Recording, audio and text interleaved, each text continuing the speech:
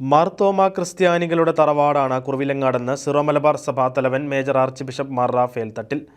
Major archiepiscopal തീർത്ഥാടന ദേവാലയത്തിൽ നൽകിയ സ്വീകരണത്തിൽ സന്ദേശം നൽകുകയായിരുന്നു മാർ റാഫേൽ തട്ടിൽ.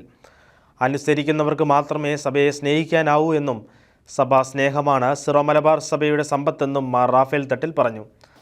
ഇന്ന് സിറോ മലബാർ സഭ ഇന്ത്യ മുഴുവനും വ്യാപിച്ച് കിടക്കുക നമ്മൾ വർദ്ധിച്ചു. നമുക്ക് 35 രൂപതകളുണ്ട്. 4 രൂപതകൾ ഇന്ത്യക്ക് പുറത്താണ്, 31 രൂപതകൾ ഇന്ത്യക്ക് അകത്താണ്.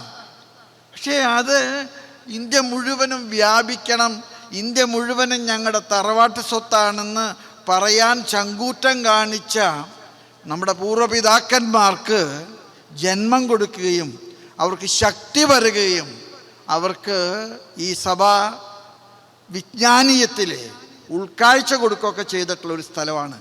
മാർത്തോമ മരിയൻ പാരമ്പര്യങ്ങളാൽ സമ്പന്നമാണ് കുറവിലങ്ങാടെന്ന് അധ്യക്ഷത വഹിച്ച പാലാ രൂപത അധ്യക്ഷൻ മാർ ജോസഫ് കല്ലറങ്ങാട്ട് പറഞ്ഞു. മാർത്തോമ ശ്ലീഹായുടെ സിംഹാസനം അതിന് ഉറപ്പ് നൽകേണ്ട വ്യക്തിയാണ് നമ്മളുടെ തട്ടിൽ മെത്രാപ്പൊലീത്ത.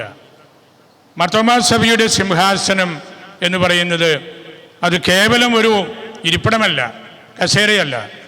തോമാ ശ്ലീഹായോട് ബന്ധപ്പെട്ട എല്ലാ പൈതൃകങ്ങളും ഒന്നിച്ച് മനസ്സിലാക്കി അതിനെയെല്ലാം ഉൾക്കൊണ്ടുകൊണ്ടുള്ള ഒരു നേതൃത്വം കൊടുക്കാനുള്ള സാമർഥ്യത്തിലാണ് അത് ഇരിക്കുന്നത്.